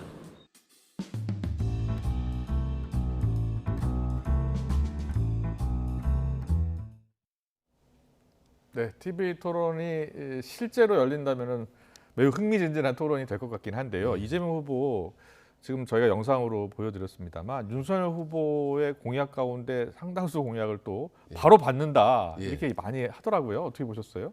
그러니까 뭐 공약 백기 뭐 얘기 말씀하시는 것 같은데 그러니까 윤석열 후보가 지난번에 이제 경선 때도 뭐 원희룡 공약 뺏겼다, 뭐 유승민 공약 뺏겼다고 얘기를 하는데 참 저런 논란 자체가 참 이해하기 힘들고 근데 또 이재명 후보도 안철수 공약 뺏겼다 이런 또 비판을 받고 있거든요. 그래서 공약 뺏겼다 안 뺏겼다라는 논란은 이번 대선에 처음 있는 것 같아요. 아 그렇군요. 예, 상당히 국민들 볼 때는 좀 바람직하지 않은 것 같고 이후에 공약 뺏기 논란은 없었으면 좋겠다는 생각이 들고요. 그리고 네. 아까 기왕에 AI 나왔으니 말이에요. 저는 윤석열 후보의 다양한 선거 전략 중에 잘한 것, 제일 잘한 거 하나만 꼽는다면 네. 저는 AI 윤석열 개발한 거라고 봅니다. 아 그렇습니까? 예, 어떤 4차 점에서요? 산업혁명이라든지 네. 상당히 첨단 과학기술의 상징적인 것 게다가 윤석열 후보가 말하기 곤란한 것도 대신 다 얘기해 줬지 않습니까? 예. 그래서 야 윤석열 후보가 아바타 하나는 제대로 만들었다. 지금 이재명 후보나 안철수 후보나 뒤늦게 따라할 수도 없고 말이죠. 네네. 속으로만 좀 마음이 끙끙 앓을 겁니다. 예. 네, AI 윤석열은 히트작인 것만은 하면 분명한 것 같습니다. 알겠습니다. 계속해서 최근 정치권 이슈 좀 짚어볼까요? 오늘 주요 이슈 가운데 하나죠. 그 윤석열 후보 부인 김건희 씨 통화 7시간의 통화 내용 방송 금지 가처분 신청을 지금 국민의힘 측에서 제기를 했고 잠시 뒤에 결정이 나오는데요. 국민의힘이 지금 총력 대응에 나선 것 같아요. 최 원장님은 지금 이 이슈에 대해서는 어떻게 보고 계세요? 저도 그 내용을 좀 봤습니다. 미리. 그게 이제 분명히 맞는지는 모르겠지만 그 통화 내용 중에 일부를 상당히 보는데 제가 알고 확인한 바로는 그게 엄청나게 중요한 파괴력을 지닌 것은 보지는 못했지만 이번 돌아오는 구정 때 밥상 위에 올라서 많은 사람들에게 회자될 수 있는 구정 최대 어떤 안주거리가 될 수도 있겠다. 그러면 구정 민심에 상당히 부정적인 영향을 받을 수가 있죠. 윤석열 후보가. 그렇기 때문에 전방위로 온갖 노력을 기울여서 7시간에 대외 녹취록이 퍼지는 것을 막기 위해서 안간힘을 쓰고 있지 않나라는 생각이 듭니다. 그렇군요. 여야가 지금 크게 맞붙고 있는데요. 이 김건희 통화 7시간이라는 표현을 두고도 양측이 지금 각을 세우고 있습니다. 고민정, 허은하 양쪽 두 의원 인터뷰 차례로 듣고 오겠습니다. 7시간 통화 녹음 파일에 도대체 뭐가 있는지 왜 거기에 뭐가 이렇게 숨길 것이 많아서 라고 오히려 더 궁금해지는 겁니다. 왜 또 7시간 하니까 갑자기 팍떡 떠오르는 게 박근혜 세월 7시간이 떠올라요. 이게 이제 민주당식 기획공작의 뚜렷한 정황들이다. 맨날 동안 통화를 하면서 그거를 모아서 7시간을 맞췄고요. 지금 딱 말씀하시는 것처럼 그 7시간을 세월호 때 얘기를 하면서 어떠한 마타도어를 또 시작하려고 하는 것은 아니에요. 김건희 7시간 통화, 이 박근혜 전 대통령의 세월호 7시간, 국민의힘은 이게 바로 민주당식 기획이다, 뭐 이렇게 이야기하고 있는데 어떻게 보셨어요, 이 공방은? 박근혜 7시간, 김건희 7시간은 솔직히 많이 다르죠. 많이 다르고 그리고 김건희 7시간은 6개월 동안에 여러 가지 통화했던 것들을 다 합쳐놓으니까 7시간이라는 겁니다. 사실은 한꺼번에 7시간 통화한 건 아니고 그렇기 때문에 많이 다르죠. 다만 지금 평상시가 아니고 이제 대선 국면이기 때문에 민주당 입장에서는 당연히 전략적인 타격을 가할 필요가 있죠. 그래서 7시간 숫자가 같다 보니까 연상작용을 일으키기 위해서 자꾸 저런 식의 질문을 던지는 것, 떠오른다라고 하는 것 자체가 국민들로부터 하고 상당히 좀 부정적인 인식을 갖게 하는 전형적인 심리 전략인 거죠. 심리 전략이요? 심리 전략인데 당연히 좀 먹힐 수가 있습니다. 사실 우리 국민들은요, 대중들은 중요한 것보다 재밌는 것에 더 관심을 갖기 때문에 저는 7시간에 무슨 이야기를 했지? 어마어마한 얘기 아니더라도 시시콜콜한 얘기들 이런 얘기들이 훨씬 더 민감하게 국민들이 판단하게 되고 선거에도 많은 영향을 미치게 됩니다. 그렇습니다. 오히려 중도층에게는 진보나 보수에게는 중요한 것이 중요하다고 생각하겠지만은 중도층에게는 그런 민감하고 날카롭고 아슬아슬한 얘기들, 저작거리 이야기들이 훨씬 더 자극적이기 때문에 민심에 영향을 줄 수가 있죠. 법원이 뭐 어떤 결정을 할지는 아직 모르겠습니다. 결정이 나오면 속보로 전해드릴 텐데 법원이 어떤 결정을 할 것으로 일단 보시고 그리고 어떤 결정을 하든 일단 영향을 미칠 것으로 보시는지요? 그렇습니다. 민심에 날카롭게. 민심에는 전국에 엄청나게 영향을 미치지는 않을 겁니다. 이 자체가. 그리고 이미 이번 대선에 너무나 많은 네거티브 요인들, 악재들이 터져 나왔지만 지금까지 큰 지지도의 변화가 없었습니다. 그래서 저는 저 김건희 7시간에 나온다고 해서 이 전체 국면에 엄청 큰 타격을 가하고 우지끈 뚝딱 이렇게 흔들리지는 않을 겁니다. 다만 소리 소문 없이 중도층의 민심을 상당히 흔들어 놓을 수가 있죠. 보이지 않는 악영향을 미칠 수가 있다고 그렇게 보시는군요. 근데 홍준표 의원 같은 경우에는 이 국민의힘 대응이 좀 잘못된 것 아니냐. 그냥 뭐 해프닝식으로 흘려버렸어야 할 내용을 가처분 신청을 하니까 국민적 관심사로 만들어졌다 이렇게 비판하던데요. 예, 홍준표 의원 말도 맞기는 맞죠. 근데 약간 한 발 물러서서 보면 냉철하게 홍준표처럼 보면 그 이제 보일 수가 있죠. 냉철한 대응을 이렇게 하라고 하고 그 전략이 일리가 있을 수가 있지만 당사자인 국민의힘은 너무 급하고 다급하기 때문에 막아야 된다라는 다급한 생각 때문에 아마 전방위로 나갈 수밖에 없습니다. 그는. 그렇다면은 여야 특히 국민의힘 입장에서는 어떠한 결론이 나든 선거에는 부정적인 영향을 미칠 수밖에 없겠네요. 예, 근데 만약 운 좋게 법원 판결이 받아들여서 공개할 수 없다라고 난다면 한숨을 덜 수가 있죠. 국민 입장에서는. 공개가 날 가능성이 높다고 보시는 거군요, 이때. 아니요, 그건 저 알 수가 없어요. 진짜로 저는 사법부, 그러니까 법원이나 검찰 판단은요. 솔직히 너무나 럭비공 같은 경우는 많아서 제가 판단하기가 쉽습니다. 이건 될 것 같았는데 아닌 거고 아닌 것 같아도 되는 경우가 판단이 많기 때문에 많이 그래서 우리 사법부나 검찰이 문재인 정부 후보들에서 많이 솔직히 불신을 받고 있는 것도 사실입니다. 네네, 알겠습니다. 그리고 정의당 상황 보면 심상정 후보가요 모든 일정 중단했잖아요. 그리고 지금 계속 칩거 중이고요. 뭐 토요일, 일요일 넘어가지 않게 입장을 밝힐 것 같다라고 합니다. 어떻게 보고 계세요? 저는 여러분들은 충분히 예상을 했는데요. 예상하셨습니까? 심상정 후보가 4번째 지금 대권 도전하는 거 아니겠습니까? 4번째 도전했는데 달라진 것이 뭐가 있나요? 얼핏 떠오르는 게 주 4일제 근무 외에 특별히 이미지나 전략이나 정체성이나 특별히 달라진 게 없어요. 그리고 유럽의 녹색당처럼 진보 정당은 가장 중요한 미덕이 변화입니다. 변혁적 리더십, 파격적인 공약과 파격적인 변화의 모습을 보여줘야 되는 건데 5년 전, 10년 전하고 변함이 없기 때문에 국민들 입장에서는 무덤덤하고 관심을 덜 가질 수밖에 없다. 이기 때문에 이대로 심상정 후보가 가야 되는가? 뭔가 후보 자체가 바꿔야 되는가라는 이야기, 이른바 후보 교체설, 사퇴설까지도 나오는 거 아니겠습니까? 네네. 만약에 다시 며칠 내일 모레 심상정 후보가 다시 활동을 재개한다면 지금까지는 완전히 다른 모습을 보여줘야 될 겁니다. 그렇지 않고 여전히 한다면 허경영 후보라고 표현을 해야 되나요? 허경영 후보에게 저는 상당히 좀 수모 비슷한 그런 얘기까지도 들을 정도로. 그렇습니다. 허경영 후보가 낙담하자마자 당선되면 장관 임명권 줄 것이다 이렇게 이야기해서 사실 조롱하는 측면도 좀 보이는 것 같아요. 그렇습니다. 정말 뼈아프죠, 심상정 후보 입장에서는. 그래서 정말 후보가 그만두고 새로 시작한다는 각오로 완전히 황골탈퇴한 모습을 보여줘야 될 겁니다. 알겠습니다. 그리고 최근에 그 안철수 후보 상승세가 계속 이어지고 있는데 지금 갤럽 조사에서 지지율이 17%까지 나왔더라고요.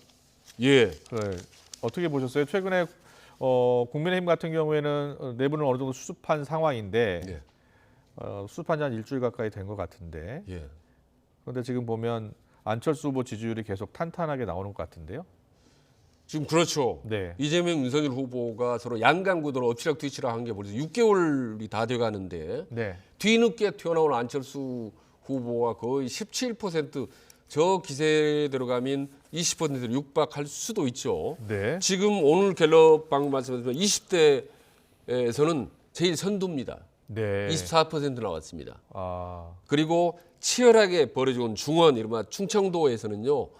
동률 2위가 나왔습니다. 1위가 윤석열 후보지만 2위가 이재명 같이 24% 같이 그렇게 나왔습니다. 그러니까 전 지역에서 상당히 상승세를 치고 올라오기 때문에 이거는 대선 구도 전체가 지금 흔들리고 있다고 보는 거죠. 만약에 지지율이 20%를 돌파한다면 좀 판이 달라질 수도 있다라고 보는 분도 있던데 어떻게 보세요? 그렇게 봅니다. 저는 그 가능성은 매우 없다고 보는 거죠. 왜냐하면 중도 대선이고 중도층이 워낙 넓기 때문에 40% 가까운 중도층이 상당 부분이 이제 뒤늦게 안철수 쪽으로 좀 가고 있는 거죠. 네. 그렇기 때문에 우리 국민들 입장에서 본다면 그래도 3자 토론을 하는 것이 더 좀 보는 것도 흥미진진하고 예. 또 국민들에게도 도움이 된다고 보는 당 정치에서도. 예. 알겠습니다. 오늘 정치권 이슈는 여기까지 듣겠습니다. 최진 대통령 리더십 연구원장과 함께했습니다. 잘 들었습니다. 감사합니다. 예, 고맙습니다.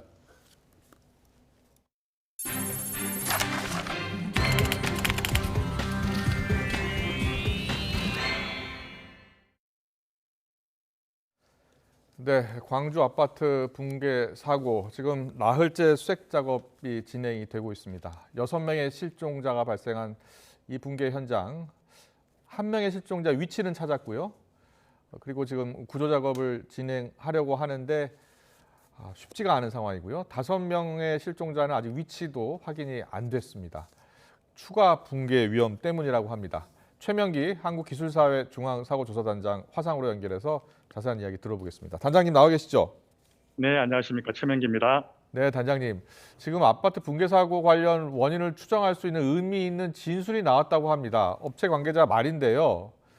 최초 타워 크레인 벽면 고정 장치가 파괴된 뒤에 몇 분 후 건물이 붕괴됐다. 이런 진술이 나왔는데 어떤 의미가 있다고 보십니까?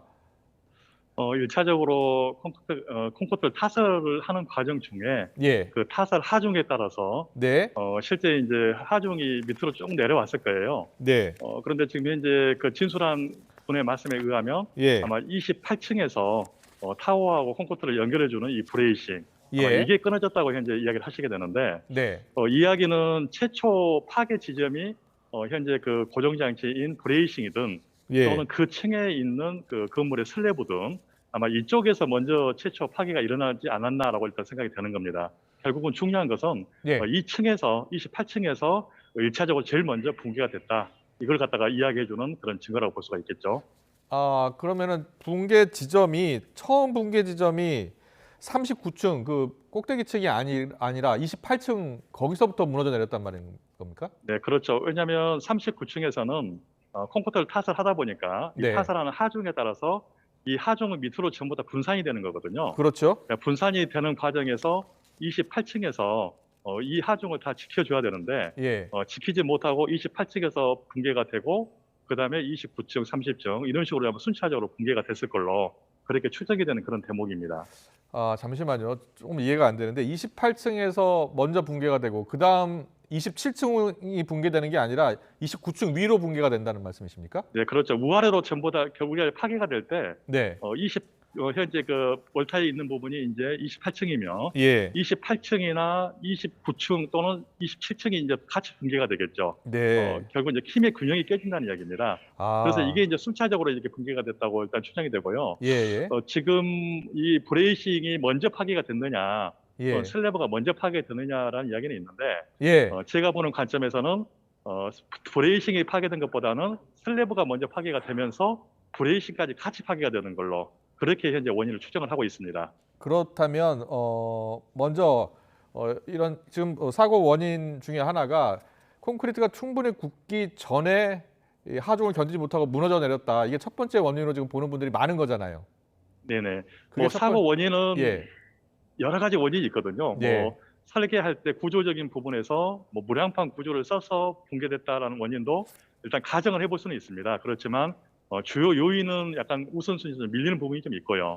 그다음에 예. 이 콘크리트를 타설을 하기 전에 네. 이 제로 부분들, 네. 다시 말해서 불법 어떤 그 불량 레미콘들이 아마 제공됐을 가능성도 한번 추정을 해볼 수가 있고. 여러 가지 가능성들이 있겠군요. 네, 예. 그렇죠. 그리고 이제 그 타설하는 과정에서 실제 방금 보셨던 어떤 날씨가 상당히 추운 상태에서 타설을 하다 보니까 하중을 받게 되고 예. 여기에 따라서 기존에 타설했던 부분도 충분히 견딜 수 있는 그런 강도가 안 나오다 보니까 예. 실제적으로 파괴가 됐던 그런 원인으로 이제 보여지는 거죠. 알겠습니다. 지금 화면을 저희가 지금 보여드리고 있는데 저 화면이 지금 39층, 39층에서 콘크리트 일부가 지금 흘러내려가는 장면이거든요. 근데 이게 여기서부터 시작된 게 아니라 지금 말씀 들어보면 28층부터 붕괴되고 28, 29, 30, 31 올라가면서 저게 39층 화면이거든요. 거기서 무너져 내리는 그런 화면이거든요. 이 현상은 어떤 현상으로 보시게 되면요. 예. 저희 사람들이 어떤 물건을 들었을 때 네. 물건의 그 무게가 저희 손을 통해서 허리를 통해서 다리를 통해서 발로 전달되는 이런 원리로 생각하시면 되는 겁니다. 예. 최상층에서 이제 콘크리트 타설 하다 보면 네. 이 타설 하중이 굉장히 무겁거든요. 네. 뭐 이걸 지지하기 위해서 이제 통발이라는 걸 지지대를 갖다가 설치를 해서 그 지지대가 바닥에 있는 어떤 바닥판 쪽 그리고 기둥이라든지 슬랩으로 쭉 전달하게 되는데 이 과정에서 실제 이건 현재 어떤 소리가 나면서 이렇게 현상이 됐다는 것은 네. 이 뭐 하부층 28층에서 이미 한번 붕괴가 됐다. 그리고 그 현상에 의해서 이런 현상까지 따라서 연차적으로 올라왔다 이렇게 보시면 될 것 같아요. 알겠습니다. 그리고 지금 화면 잠깐 보여드린 게 그 근로자분이 직접 화면을 찍은 화면이었습니다. 그러니까 39층에서 거푸집이 약간 무너져 내리는 그런 장면이었는데요. 저 거푸집이 무너지고 있는 그 장면을 회사에 보고를 했고 회사에서 빨리 이제 대피를 하라 이런 지시가 내려진 것으로 좀 전해지고 있는 거잖아요. 네네. 예, 그렇다면 먼저 첫 번째로 그 지시가 모든 근로자한테 내려지지 않은 건가요? 어떻게 된 건가요? 혹시 알고 계신 게 있나요? 그 내용까지는 파악은 안 되지만 네. 지금 이 콘크리트 타설 작업에 투입됐던 작업자들은 네. 아마 연락을 받았다는 이야기는 있어요. 그래서 아마 이 붕괴 조짐이 보이니까 예. 바로 이제 대피를 하면서 이 영상까지 찍었던 걸로 보이고요. 네.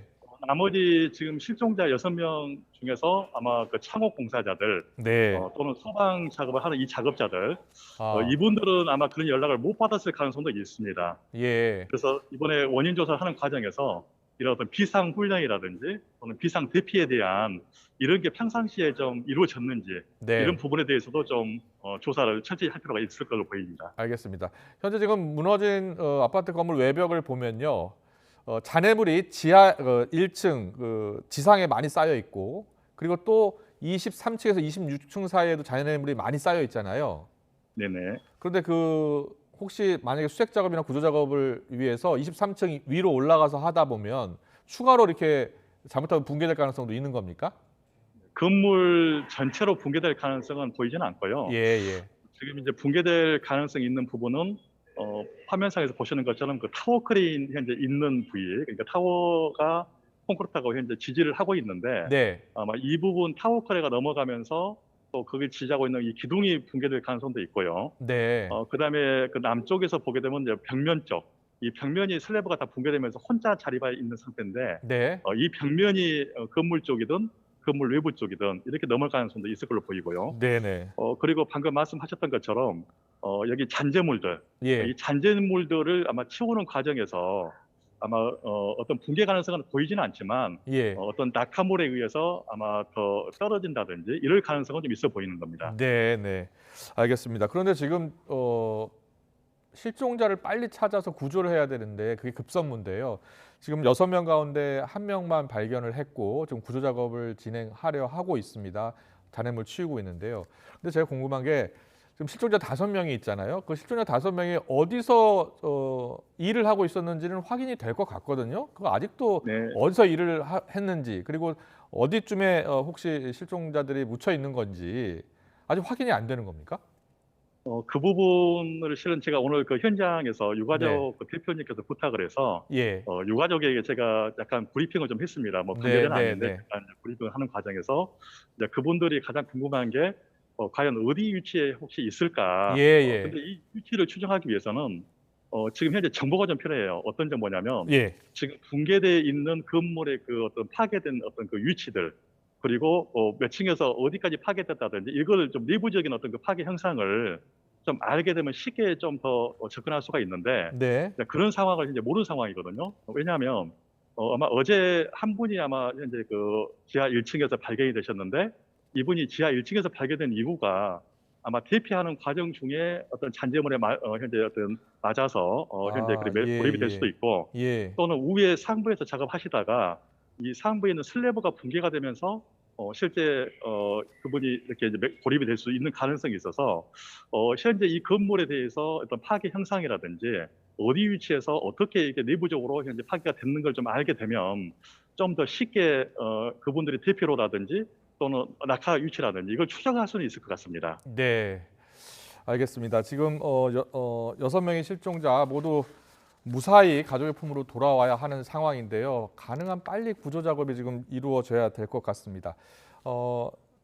단장님, 마지막으로요. 지금 나흘째 수색 구조 작업이 진행 중인데요. 우리 실종자분들을 찾기 위해서 좀 더 적극적인 구조 작업 언제쯤 시작이 되겠습니까? 지금 오늘 현장에서 들어보니까 지금 오늘 이제 크레인 조립됐던 이제 그 해체돼서 왔던 크레인을 조립을 하게 되면 이게 아마 1월까지는 다 크레인이 조립이 되고 이 크레인을 활용해서 지금 위험성이 있는 그 타워 크레인 이걸 이제 해체를 하게 되는데 아마 타워 크레인 해체는 아마 하루나 이틀 정도가 소요될 걸로 예상이 됩니다. 그러니까 지금 크레인 해체를 위한 크레인이 한 이틀 정도 그리고 실제 위험성이 있는 크레인이 하루나 이틀, 그럼 이게 한 3, 4일 정도 걸린다고 보고요.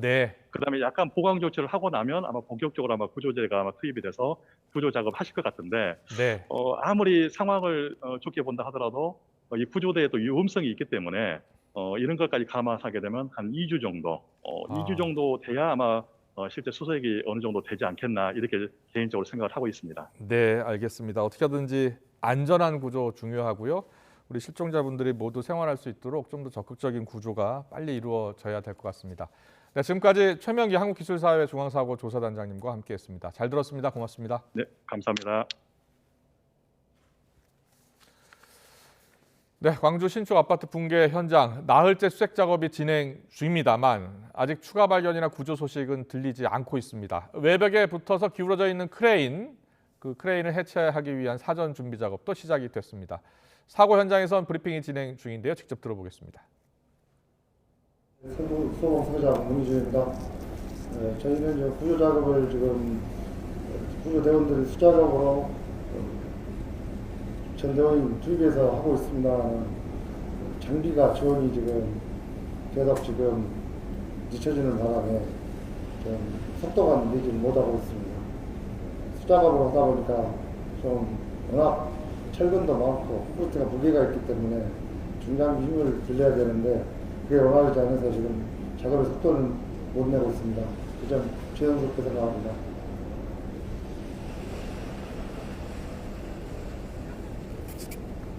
오늘 브리핑 내용에서 혹시 질문이 있으십니까?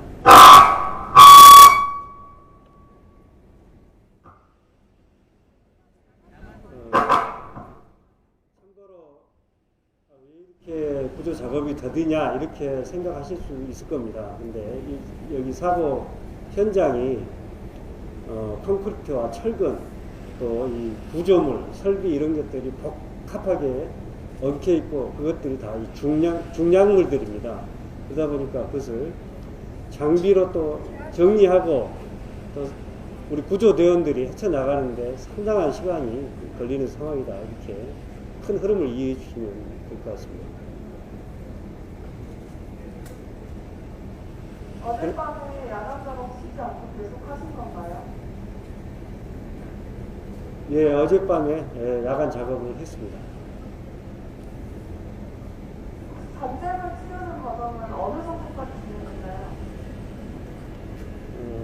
어떻게 뭐라고 하실지. 전체적으로 비율이 막 말할 수 없잖아요. 얼마나 하는지. 진짜 이제 늘리가 설명을 해주시죠. 잠재물 제거는 저희 구조대원들이 사람이 힘으로 하다 보니까 쉽지가 않습니다. 그래서 좀 많이 지연되고 있습니다. 장비가 다시 되는 대로 속도를 내도록 하겠습니다. 고장난 문제는 어떻게 되는지 알 수 있을까요?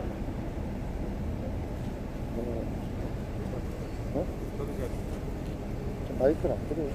마이크. 다시 한번 질문을. 마이크를 다시 한번 이야기해 주세요. 어젯밤에 그 고장난 기계는 어떻게 되는지 알 수 있을까요? 고장난 기계. 네, 계속 기다리고 있습니다. 수색 구조 작업 진행이 되는데 더디게 진행되는 이유가 무엇이냐라고 물었는데 잔해물이 콘크리트, 철근들이 얽혀 있어서 무겁고 그래서 들어 올리는데 상당히 시간이 걸린다. 야간 작업도 진행 중이고 가능한 빨리 구조 작업을 속도를 내겠다. 이런 브리핑 내용이었습니다. 네, 관련 속보 들어오는 대로 또 전해드리겠습니다.